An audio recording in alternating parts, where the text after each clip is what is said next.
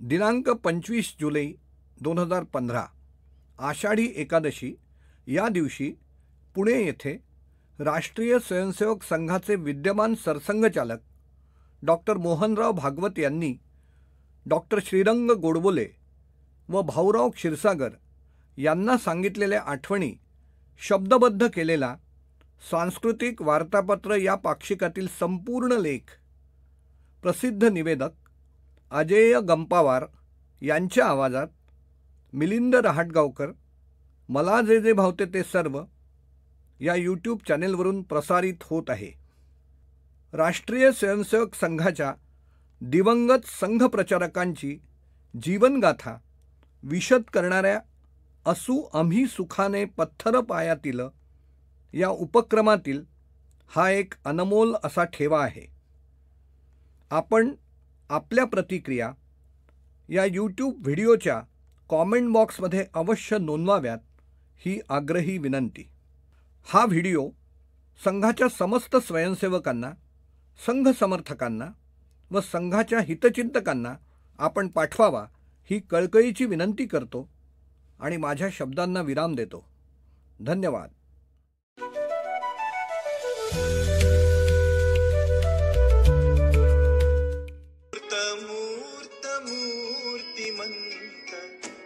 समान हो दे, तुझ समान हो दे, येत शरण तव पदासी, देश कार्य विरमुदे, देश कार्य विरमुदे. असू आम्ही सुखाने पत्थर पायातील, मंदिर उभविणे हेच आमुचे शील. अशा ध्येय प्रेरित राष्ट्रीय स्वयंसेवक संघाच्या जन्मशताब्दी निमित्त मिलिंद रहाटगावकर मला जे जे भावते ते सर्व या यूट्यूब चॅनलवरून सादर होत आहे संघ प्रचारकांची जीवनकथा. बाळासाहेबांना अगदी पहिल्यांदा आम्ही पाहिलं आणि त्यांच्याविषयी ऐकलं त्यावेळी मी 10वीत होतो आणि प्रथम वर्षाच्या वर्गासाठी अकोल्याला आलो होतो. सन 1962 झालेल्या डॉक्टर हेडगेवार स्मृती मंदिर उद्घाटनाच्या कार्यक्रमात बाळासाहेबांची सहसरकार्यवाह म्हणून नियुक्ती झाली होती. त्यानंतरचा तो त्यांचा पहिलाच प्रवास. त्यांना मधुमेह सुरू झाला होता. ते वर्गात आले तेव्हा बाळासाहेब देवरस हे नाव अंधुकसं ऐकल्यासारखं वाटत होतं. त्यापूर्वी संघाच्या कार्यक्रमात त्यांना कधी पाहिलं नव्हतं. गुरुजी, बाबासाहेब आपटे, एकनाथजी, यादवराव या सगळ्यांना आम्ही लहानपणापासून पाहिलं होतं. तसं बाळासाहेबांना कधी पाहिलं नाही. वर्गात पाहिलं ते अगदी पांढरे फटक किंवा ॲनिमिक क्रूश दिसत होते. आवाज अगदी मंद, लाऊडस्पीकर असूनही आम्ही त्यांचा बौद्धिक वर्ग काही ऐकू शकलो नाही, म्हणजे तो आम्हाला ऐकूच आला नाही. त्यानंतर 1965 साली नागपूरला शिकायला होतो तेव्हा अखिल भारतीय प्रतिनिधी सभेत प्रबंधक म्हणून होतो. समोरच्या माणसाच्या मनात विश्वास उत्पन्न करायचा, त्याचा विश्वास मार खाऊ द्यायचा नाही, असा बाळासाहेबांचा प्रयत्न असल्याचं आता लक्षात येतं. तेव्हा एवढा विचार केला नाही. त्यावेळी प्रतिनिधी सभा कार्यालयातच होत असे. आजच्या एवढं मोठं स्वरूप नसायचं. जेवण वगैरे झाल्यावर ज्येष्ठ मंडळी शमीच्या झाडाखाली गप्पा मारत बसली होती. जेवणानंतर मी सोप सुपारी घेऊन तिथे गेलो तर मला एकनाथजींनी विचारलं, कोण तू? मी सांगितलं, मोहन मधुकरराव भागवत. चंद्रपूर? हां, चंद्रपूर. म्हणजे तू मधूचा मुलगा? हो. अरे तू तर फारच लहान दिसतोस. त्यावर बाळासाहेब लगेच म्हणाले, लहान का? मधू इथे होता शिकायला तेव्हा असाच दिसायचा. आमच्या सर्व कार्यकर्त्यांमध्ये मधू सोबर स्वभावाचा. मी तेव्हा खरंच लहान दिसायचो. तू एवढासा कसा? असं एकनाथजींनी मला म्हटलं. त्याचं मला काहीच वाटलं नाही, पण माझ्या मनात काही न्यूनगंड निर्माण होऊ नये म्हणून ती बाळासाहेबांची ताबडतोब प्रतिक्रिया होती. त्याच शमीच्या झाडाच्या मागे काहीतरी काम करत होतो तेव्हा बाळासाहेब आणि आंबेकर मास्तर या 2 मित्रांचा संवाद आम्ही ऐकला होता. त्यांचं अरेतुरे चालायचं सगळं, तर त्यांची गंमत चालू होती. आंबेकर मास्तर बाळासाहेबांना म्हणाले, अरे बाळ, तू आणि मी दोघेही संघात बरोबरच आलो. माझ्यामुळे तुझा इतका फायदा झाला. तुझ्यामुळे मला काहीच फायदा झाला नाही. त्यावर बाळासाहेब म्हणाले, फायदा झाला नाही असं कसं म्हणतोस तू? त्यावर आंबेकर मास्तर म्हणाले, असं पहा, तू माझ्या संगतीनं संघात राहिलास आणि सरसह कार्यवाह झालास, आणि मी तुझ्या संगतीनं संघात राहिलो तरी अजून भाग कार्यवाहच आहे. असं सहज वागणं तर सगळ्यांचंच असायचं. पहिल्यापासूनच संघाचं तसं वातावरण आहे. 1971 सालची गोष्ट आहे. मी वेटरनरी कॉलेजला शिकत होतो. तोपर्यंत संघाची समज आली होती. उत्तर नागपुरातील कार्यालयात राहून कॉलेजात जायचो आणि उरलेल्या वेळात संघाचं काम करायचो. जरीपटका भागातील 2 शाखा मी पाहत होतो. बाळासाहेब तेव्हा सरकार्यवाह होते. तिथल्या शाखांमध्ये त्यांची भेट आणि नंतर नागरिक संमेलन असा कार्यक्रम होता. बाळासाहेबांना कार्यालयातून घेऊन शाखेत आणण्याची माझ्यावर जबाबदारी होती. त्यांचं मनावर दडपण होतं. त्यांना कारमध्ये मागे बसवलं आणि मी समोर बसायला लागलो. तर बाळासाहेब म्हणाले, नाही, तू इकडे बस, मागे माझ्या शेजारी बस. आणि मग माझी सगळी चौकशी सुरू केली. कितवीत शिकतो, काय करतो, रस्ता नीट माहीत आहे ना? ही चौकशी इतक्या मऊ आवाजात केली की माझा सगळा संकोच, भीती पार निघून गेली. तिथे नागरिकांचा कार्यक्रम झाला. बाळासाहेब रोखठोक कसे बोलायचे ते मी पहिल्यांदाच पाहिलं. कार्यक्रमानंतर प्रश्नोत्तरांचा कार्यक्रम झाला. एक सज्जन उभे राहिले. बहुधा आर्य समाधी असावेत. त्यांनी प्रश्न केला, तुम्ही सगळे संघाचं काम करता, पण त्याचा फायदा काय? तामिळनाडूत हिंदू देवदेवतांच्या मूर्तींना चपलांची माळ घालून मिरवणूक काढण्यात आली, तेव्हा संघानं काय केलं? त्यावर बाळासाहेब म्हणाले, तिथे आपली शक्ती नाही आणि तिथे वातावरण असं आहे की त्यामुळे आपण काही करू शकत नाही. या गोष्टी एकदम रोखू शकत नाही. त्यावर ते सज्जन वाद घालू लागले. संघ अखिल भारतीय संघटना आहे, संघाने काय केले पाहिजे असे सांगू लागले. बाळासाहेबांनी त्यांचे म्हणणे ऐकून घेतले आणि म्हणाले, चलो, आरएसएस इसमें कुछ नहीं करेगा, ये संघ का निर्णय है. संघ का अखिल भारतीय संगठन बहुत समर्थ है और इसलिए अपने निर्णय स्वयं लेता है.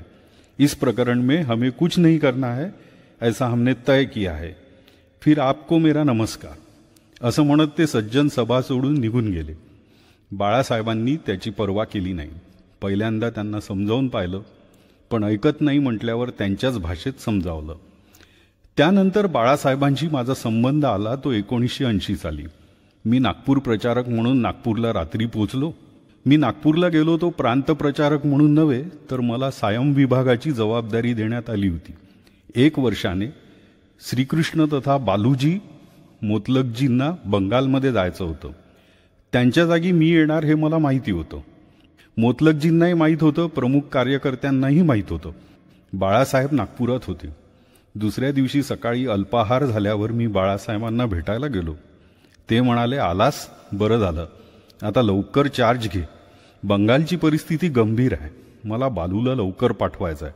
जितक्या लवकर चार्ज घेशील तितक्या लवकर पाठवीन. मग टास्क सांगितले. कमांडरचा कसा स्वभाव असतो, वायफळ शब्द नाही, नेमक्या आणि समजेल अशा शब्दात काम सांगितलं. मी हो म्हटलं आणि निघून आलो. दरवेळेला बाळासाहेब प्रवासातून नागपूरला आले की एकदा तरी जाऊन त्यांना संपूर्ण रिपोर्टिंग करावं लागायचं. ते सुद्धा बारीक लक्ष ठेवून असत. अरे, याच्या मुलाला नोकरी नाही लागली अजून, तुमचं लक्ष आहे का? तुम्ही ते जागरण पत्रक सुरू केलं आहे, त्यात जे छापता ते कोणाला दाखवून छापता की आपल्या मनानेच छापता? त्यांची भाषा अशी असली तरी त्याचा राग येत नसे. मग असं करा हे सांगायचे. प्रांत प्रचारक म्हणून मी सारखा नागपुरात फिरत असायचो. कार्यालयात कमीच राहायचो. माझं जेवण वगैरे बाहेरच असायचं. एखाद वेळेला गेलो जेवायला आणि बाळासाहेब असले तर विनोदाने, वा, आज नागपूर प्रांत प्रचारकांबरोबर जेवण्याचं सौभाग्य आम्हाला मिळत आहे, असं वर म्हणायचे. एकदा मी 3-4 ठिकाणी अल्पाहार करून मग जेवायला गेलो. 2 पोळ्या खाऊन उठणार तर बाळासाहेब म्हणाले, अरे, तू 2च पोळ्या खाल्ल्या? मी म्हटलं, आज खाणं झालं आहे, नीट जेवतो की नाही?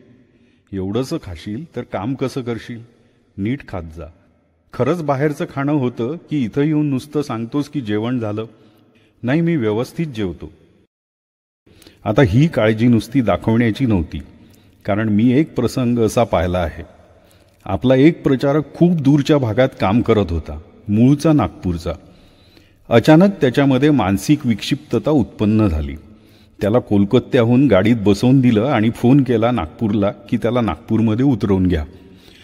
नागपूरमध्ये आम्ही गाडी पाहिली पण तो सापडला नाही.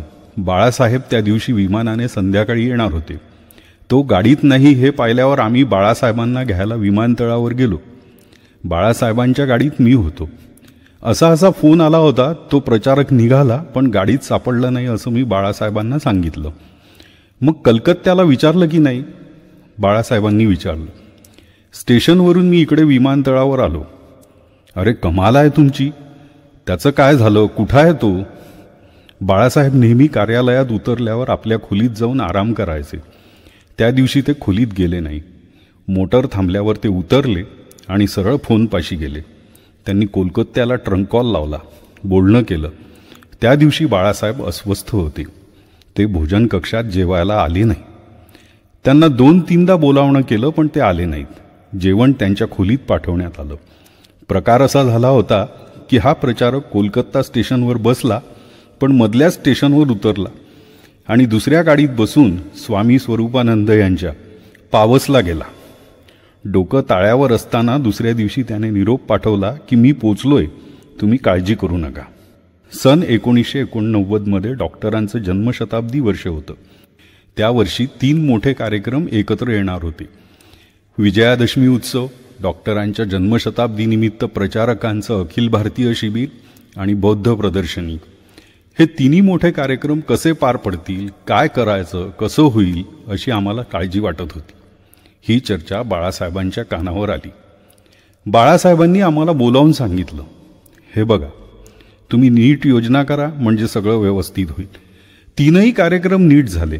ते झाल्यावर वृत्त द्यायला गेलो तेव्हा ते म्हणाले, पहा बरं केल्याने होत आहे रे, आधी केलेची पाहिजे. नीट विचारून सर्व केलं म्हणजे होतं, होत कसं नाही. लहान गोष्टसुद्धा कार्यकर्त्यांनी यशस्वी केली की आवर्जून शाब्बासकी द्यायचे. त्याची एक आठवण मी दुसरीकडून ऐकली आहे. संघाच्या स्वयंसेवकांचं मोठं शिबिर खापरीला झालं. श्रीरामजी जोशी हे शारीरिक प्रमुख होते. शिबिर पार पडल्यानंतर श्रीरामजी कार्यालयात आले तेव्हा बाळासाहेब कट्ट्यावर बसले होते. त्यांनी श्रीरामजींना बोलावलं, श्रीराम इकडे ये. श्रीरामजी त्यांच्याजवळ गेल्यावर बाळासाहेब त्यांच्या पाठीवर हात ठेवून म्हणाले, वेल डन. श्रीरामजी सांगतात की त्यांचं हे वेल डन आम्हाला आजही पुरते आहे. म्हणजे कार्यकर्ता कसा जपावा याचा ते विचार करत, आणि हे सर्व सिस्टीम म्हणून नव्हे तर आतून वाटणाऱ्या तळमळीतून. एकदा सायन शाखेच्या वेळेत समोर अंगणात बसले होते. प्रार्थनेच्या वेळेला शाखेत यायचे. नागपूरचे एक जुने स्वयंसेवक त्यांना भेटायला आले. आजकाल शाखेत असं नाही, ते असं नाही असं ते बाळासाहेबांना म्हणू लागले. अर्धा एक तास बाळासाहेबांनी ऐकून घेतलं. मी तिथेच होतो. बाळासाहेब त्यांना म्हणाले, हे पहा, तू असा विचार कर की हे जे समता वगैरे सुरू झालं तेव्हा डॉक्टर हेडगेवार सरसंघचालक होते. आज मी सरसंघचालक आहे म्हणून हे असं आहे. ही त्यांची नम्रता होती. दुसरं म्हणजे त्यांनी त्या कार्यकर्त्याला जाणवून दिलं की आपण आज आहोत तर ही जबाबदारी आपलीच आहे. तक्रार करण्यापेक्षा उपाय करणं आणि जबाबदारी घेणं हे महत्त्वाचं. जन्मशताब्दीच्या उद्घाटनाच्या वेळेला मी नागपूरला प्रचारक होतो. बाळासाहेबांच्या बरोबर होतो. बाळासाहेबांना उद्घाटनासाठी घेऊन यायचं होतं. दरवाजा उघडल्यावर गर्दी झाली. खूप स्वयंसेवक बाहेर थांबले होते. त्या गर्दीतून एकदम वाट दिसेना. बाजूला व्हा, बाजूला व्हा असे सगळे प्रबंधक जोरात म्हणत होते. एकदम हल्लकल्लोळ व्हावा तसं झालं. मी 10 पावले पुढे गेलो होतो. मागून बाळासाहेब एकदम जोरात ओरडले, मोहन. पटकन गेलो. आता मी प्रचारक असल्यामुळे सगळे ओळखतच होते. रस्ता निघाला. मला अजून जाणवतं किती त्यांची एक हाक अशी होती की वाटतं आपल्यावर केवढा विश्वास. बाळासाहेब सल्लाही घ्यायचे. वास्तविक आम्ही त्यांना सल्ला द्यावा असं काहीही नव्हतं. एकदा त्यांना गुरुपौर्णिमेच्या उत्सवात बोलायचं होतं. बहुधा 1985 साल असावं. त्यावेळेला नागपुरात एकत्रित उत्सव असायचा. उद्या इतके वाजता उत्सव आहे हे आम्ही त्यांना सांगायला गेलो. ते म्हणाले, स्वयंसेवकांसमोर उद्या विषय काय ठेवावा, तुला काय वाटतं? मी काहीच बोललो नाही. पुन्हा म्हणाले, सांग ना, गुरुपूजनाचा विषय आहेच आपला. नागपूरमध्ये काही सांगायचे आहे का? माझ्या तोंडून एकदम निघून गेलं. शाखेची साधना रिलिजियसली केली पाहिजे, तो टाइमपास नव्हे. दुसऱ्या दिवशी त्यांनी पूर्ण बौद्धिक वर्ग शाखेची साधना या विषयावर दिला. कार्यकर्ता आपल्यापेक्षा लहान अननुभवी असूनही पण मी नागपूरचा प्रचारक आहे म्हटल्यावर तसं करायचं, हा त्यांचा दृष्टिकोन. संघ शिक्षा वर्गामध्ये प्रत्येक स्वयंसेवकाला भेटायचे. ते म्हणत असत, गुरुजी घेत असत परिचय, त्यांच्या लक्षात राहायचं. माझ्या लक्षात राहत नाही. तृतीय वर्षाला बौद्धिक वर्गानंतर समोरच्या बगीचात येऊन बसायचे. स्वयंसेवक जाऊन त्यांना परिचय करून द्यायचे. प्रत्येक स्वयंसेवकाशी त्यांची व्यक्तिगत भेट होत असे.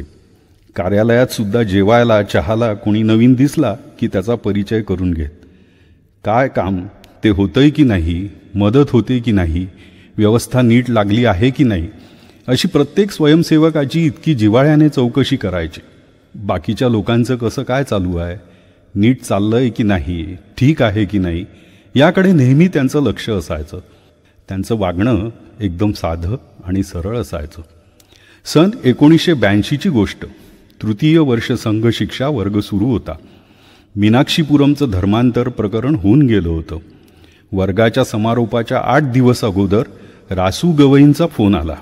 ते तेव्हा रिपब्लिकन पार्टीचे विधान परिषदेत आमदार होते. त्यांचा फोन माझ्याकडे आला. ते म्हणाले, तुमचा वर्ग कॅम्प चालू आहे? हो. त्याचा समारोप वगैरे असतो? हो. सार्वजनिक कार्यक्रम असतो? हो. मला अध्यक्ष म्हणून बोलवा, माझी यायची इच्छा आहे. मी एकदम धर्मसंकटातच पडलो. हे काय बोलतील असं मनात आलं. कोणाला बोलवायचं ते आमचं अजून ठरायचं आहे. मी असं करतो, सरसंघचालक आले की त्यांच्याशी विचारविनिमय करून ठरवतो, त्यांना कळवतो आणि तुम्हाला सांगतो. बाळासाहेब वर्गात आले. वर जाऊन बसले. 10 मिनिटांनी मी वर गेलो. त्यांना म्हटलं, असा फोन आला होता, बोलवा त्यांना. असं बाळासाहेब पटकन म्हणाले. ते काय येणार असतील आणि काय बोलणार असतील याचा त्यांना अचूक अंदाज होता. रासू गवई आले.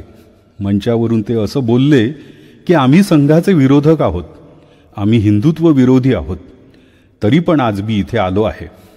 मी म्हटले त्यांना, मला बोलवा, म्हणून त्यांनी बोलावलं आहे मला. तुम्ही आश्चर्य करून घेऊ नका. जे मीनाक्षीपुरममध्ये झालं आहे ते सर्व देशाला घातक आहे. आम्ही संघाचे विरोधक असलो तरी एक विश्वास आमच्या मनात आहे की देशाच्या हिताची जर गोष्ट असेल तर संघ योग्य तेच करेल. यासंबंधी तुम्ही जर काही करणार असाल तर मी तुम्हाला विश्वास द्यायला आलो आहे की आम्ही सर्व लोक तुमच्यासोबत आहोत. बाळासाहेब असा पटकन निर्णय घ्यायचे आणि तो त्यांचा निर्णय कधीच चुकत नसे. एकदा प्रतिनिधी सभेत नियुक्त्यांची घोषणा झाली. रज्जू भैया सरकार्यवाह झाले. ते येता येताच बाळासाहेबांनी त्यांना विचारलं, are you going to starve Assam? वास्तविक रज्जू भैया आसामला स्टार्व वगैरे करणार नाहीत हे त्यांना पूर्ण माहीत होतं, पण हे त्यांचं इमोशनल आउटबर्स्ट होतं. 2-3 प्रचारकांना आसामात पाठवण्यात आलं. एकदा प्रतिनिधी सभेत आम्ही व्यवस्थेतील लोक खाली उभे राहून हास्यविनोद करत होतो. वर लक्ष गेलं तर तिथे बाळासाहेब उभे.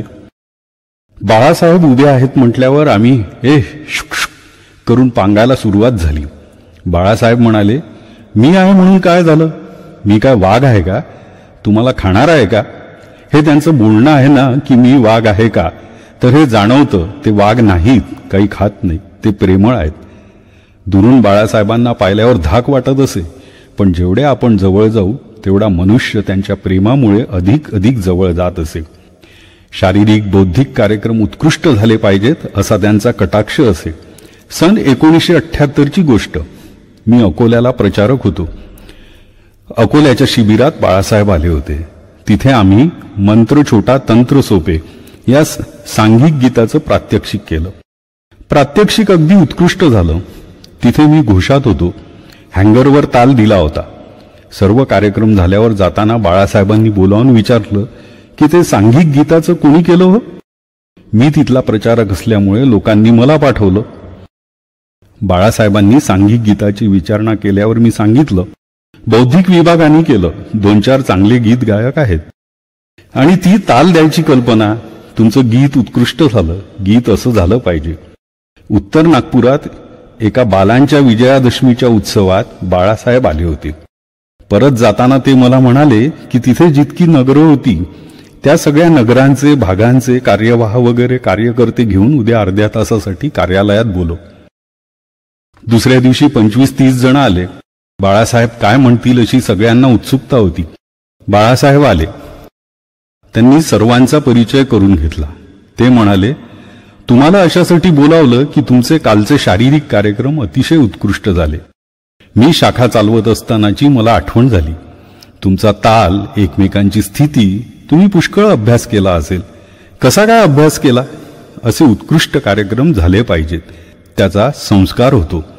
शाखेमध्ये अभ्यास वर्ग झाले पाहिजेत. मग आम्ही कसे अभ्यास करत असू? आमच्या इतवारी शाखेने प्रत्येक स्पर्धेत पहिल्या नंबराची मक्तेदारी घेतली होती. मोहिते शाखा आमच्यापेक्षा जुनी, पण तिला स्पर्धेत मागे टाकून आम्ही नंबर घेतला होता. असा जिद्दीने अभ्यास झाला पाहिजे असे त्यांनी सांगितले. एक गमतीदार प्रसंग. सन 1985चा विजयादशमी उत्सव. पंजाब विद्यापीठाचे ज्येष्ठ प्राध्यापक डॉक्टर अत्तार सिंह यांना अध्यक्ष म्हणून बोलावले होते. ते येण्याच्या अगोदरच बाळासाहेबांनी मला बोलावून सांगितलं, हे बघ, त्यांचं आणि माझं भाषण रेकॉर्ड करायचं. कार्यक्रम झाल्यावर लगेच ती कॅसेट त्यांना आणि मला द्यायची. आम्ही सगळी व्यवस्था केली. शारीरिक कार्यक्रम भाषणांच्या 45 मिनिट अगोदर होतात. त्याची माईकची वेगळी व्यवस्था होती. मंचावरून येणाऱ्या भाषणांसाठी माईकची वेगळी व्यवस्था. अध्यक्षांना घेऊन बाळासाहेब मंचावर आले. स्वागत, प्रणाम, 1, 2, 3 झालं आणि मंचावरील अँप्लिफायर जळाला. तो मंचावरचा असल्यामुळे इथे लगेच लक्षात आलंच नाही. मंचाच्या व्यवस्थेतील स्वयंसेवक मला सांगत आला, मोहनजी, अँप्लिफायर बस झाला. मी म्हटलं, धावा, आपल्यापाशी अजून फक्त 45 मिनिटे आहेत. आज रविवार आहे, सीताबर्डीचं मार्केट बंद. दुकान उघडायला लावा कुणाला तरी, नाहीतर नवीन अँप्लिफायर घेऊन या. संबंधित माणसाने नवीन अँप्लिफायर आणला. कॅसेट्स काढून ठेवल्या. जळून गेलेला अँप्लिफायर तो घेऊन गेला. दुसरा अँप्लिफायर लावला खरा, पण कॅसेट्स लावायचा विसरून गेला. कार्यक्रम झाल्यावर बाळासाहेबांनी मला विचारले, त्या कॅसेट्स तुम्ही जेवायला जाताय ना? मी घेऊन येतो नंतर. मग कोणाच्या तरी लक्षात आलं, घोटाळा झाला. कॅसेट्स घालायच्याच राहून गेल्या. मी म्हटलं, आता काय करू? बरं, आपण व्हिडिओ केला आहे ना? ते ज्याने केले त्याला म्हणावं, जसा असेल तसा ये. त्या व्हिडिओतील भाषण ऐक आणि लिहून काढ. शक्य असेल तर ती टेप करून घे. ते काम त्याने 9 तास बसून केलं. जेवणाच्या ठिकाणी बाळासाहेबांनी मला पुन्हा विचारलं, आणल्या का त्या कॅसेट्स? समोर अध्यक्ष बसले होते, नाहीतर त्यांना सांगितलं असतं. मी म्हटलं, हो, मी त्या व्यवस्थित ऐकून घेतो आणि मग तुम्हाला देतो. संध्याकाळी सोनं द्यायच्या वेळेला त्यांनी पुन्हा विचारलं, काय झालं? कॅसेट्स कुठं आहेत? दसऱ्याची गडबड आहे, मी देतो. यांना द्यायच्या आहेत ना? उद्या ते जात आहेत. उद्या गाडीवर बसण्याच्या अगोदर यांना. काही झालं आहे का? मी देतो नंतर. मग त्यांनी विषय संपवला. रात्री 10-10:30 मला त्यांनी बोलावलं. काय झालं? मी सगळा प्रकार सांगितला. मग काय, काम होतंय का? मी म्हटलं, मी जाऊन आलो. ते टेपही होत आहे आणि ते लिहूनही काढत आहे. काही मुद्दा ठासून सांगायचा असेल तर तो इंग्रजीत सांगण्याची बाळासाहेबांना सवय होती. उद्या सकाळी before breakfast I want cassettes. दुसऱ्या दिवशी त्या कॅसेट्स आल्या आणि आम्ही त्या ठरल्याप्रमाणे दिल्या. बाळासाहेब म्हणाले, लक्षात ठेव, तुमच्या इलेक्ट्रिक कनेक्शनमध्ये गडबड होती. तुमचा इलेक्ट्रिशियन बदला. एक गोष्ट नीट झाली पाहिजे, असं त्यांचं म्हणणं असायचं. एकदा एक पत्रकार बाळासाहेबांची मुलाखत घ्यायला आला. बाळासाहेबांची उत्तरे सरळ, जेवढ्यास तेवढे या स्वरूपाची होती. त्यामुळे त्याला काहीच सापडलं नाही. त्यावेळेस भारत विरुद्ध वेस्ट इंडिज क्रिकेट सामना सुरू होता. तर काहीतरी अडचणीत आणायचं म्हणून त्यांनी बाळासाहेबांना विचारलं की क्रिकेटच्या खेळाबद्दल आपलं काय मत आहे? तर भारतीय संघात कोण कोण निवडण्यात आले आहेत, कुणात कोणकोणते प्लस आणि मायनस पॉईंट्स आहेत आणि कॅप्टनने त्याची रचना कशी केली पाहिजे, असं बाळासाहेबांनी त्याला 20 मिनिटं सविस्तर सांगितलं. तो आश्चर्यचकित झाला. यांना क्रिकेटचं इतकं समजतं? ते रोज सकाळी अ पासून ज्ञ पर्यंत वृत्तपत्र वाचून काढत असत. बारीक बारीक गोष्टींकडे त्यांचे लक्ष असे. कुठे धर्मांतराची बातमी असली तर त्या प्रांताला कळवत. त्यांची माहिती अप टू डेट असे. बाळासाहेबांचा संघाचा बेस इतका पक्का होता की त्यांना पेच प्रसंगात रस्ता कसा काढायचा याची कधी अडचण आली नाही. जनता पार्टीत विलीन झाल्यानंतर जनसंघ नेत्यांचं प्रतिनिधी सभेत येणं बंद झालं. नंतर भारतीय जनता पार्टी सुरू झाली. त्यांनी गांधीवादी समाजवाद स्वीकारला. पुष्कळ कार्यकर्ते नाराज झाले. सगळे बाळासाहेबांकडे गेले आणि सांगू लागले, काय करावं, काहीतरी सांगितलं पाहिजे. बाळासाहेब म्हणाले, काहीही करायचे नाही. त्यांना त्या क्षेत्रात काम करायचं आहे ना, करू दे. त्यांना जरूर असेल तर ते येतील. आणि आले. अटलजी, अडवाणीजी प्रतिनिधी सभेत आपली कैफियत मांडायला आले. अडवाणीजी बोलायला उभे राहणार त्याच्या अगोदर बाळासाहेबांनी सर्वांना सूचना दिली. अपने संघ में किसी को कटघरे में खड़ा करने की पद्धति नहीं है. सब अपने कार्य करता है, इस विश्वास से बात करना. सरसंघचालक नसताना त्यांचे बौद्धिक वर्ग आम्ही ऐकलेले आहेत. बौद्धिक वर्ग असे असत की बसल्या जागी हलवून सोडत. सरसंघचालक झाल्या क्षणापासून ते अगदी मऊ भाषेत, मऊ आवाजात हळूहळू भाषण देऊ लागले. स्वतःमध्ये त्यांनी परिवर्तन करून घेतलं. विजयादशमीचे भाषण अगोदर लिहिण्याची प्रथा त्यांनी सुरू केली. त्यांनी भाषण लिहून काढलं आणि आदल्या दिवशी पत्रकारांना पाठवून दिलं. दुसऱ्या दिवशी उत्सवात त्यांचं भाषण झालं. सगळे पत्रकार आश्चर्य करत राहिले. आम्हाला जे लिहून दिलं त्याच क्रमाने, तीच उदाहरणे आणि तेच मुद्दे बरोबर आले. त्यांची स्मरणशक्ती तीव्र होती. संस्कृत सुभाषिते इतकी तोंडपाठ असायची. एखादं सुभाषित आठवलं नाही तर संस्कृत रत्नागार ग्रंथ मागवून घ्यायचे आणि त्यात बघायचे. आपल्या भाषणाचे मुद्दे ते बाबूराव वैद्यांना सांगायचे. बाबूरावांनी लिहून काढल्यावर बाळासाहेब ते तपासायचे. नाही, मला असं म्हणायचं नव्हतं असं म्हणत त्यांना हवे तसे बदल सांगायचे. लेखन पक्क झालं की सरकार्यवाहांकडे पाठवायचे. त्यांनी काही बदल सुचवले तर ते करून मग बाळासाहेब बोलायचे. डॉक्टरांचा काळ हा संघ घडवण्याचा काळ होता. श्री गुरुजींचा काळ हा संघ वाचवण्याचा, सुरक्षित ठेवण्याचा काळ होता. संघाला सुरक्षित ठेवण्यासाठी विशेष करण्याची गरज लागणार नाही अशा स्थितीपर्यंत श्री गुरुजींनी संघाला आणून ठेवलं. हळूहळू स्थिती बनत गेली.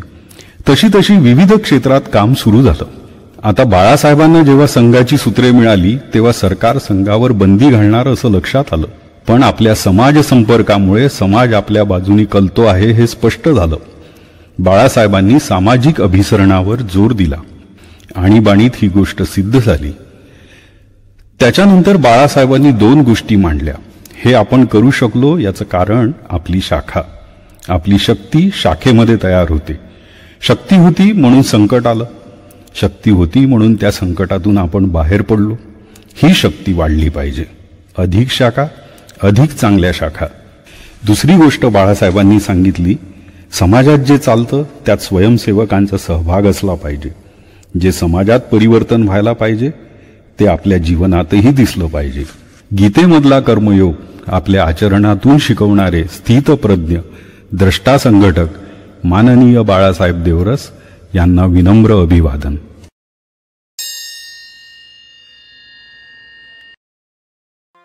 संघ घडविण्याथक परिश्रम, संघ घडविण्याथक परिश्रम, पूर्ण समर्पण हा जीवन क्रम, पूर्ण समर्पण हा जीवन क्रम, मृदुपण रोख ठोक व्यवहार, स्वभाव प्रेमळ कधी न अहम, संघ घडविण्याथक परिश्रम, अचूक निर्णय चौकस लक्ष, उत्तमतेचा सदा कटाक्ष, निश्चित मुद्दे ठरूनच सादर, पेच प्रसंगी सुमार्गदर्शन, संघ घडविण्याथक परिश्रम, कार्यकर्त्यांचा विश्वास, त्यांची काळजी विचारपूस, जबाबदारीची जाणीव, नम्र वैखरी हेच साधन संघ घडविण्याथक परिश्रम संघ घडविण्याथक परिश्रम.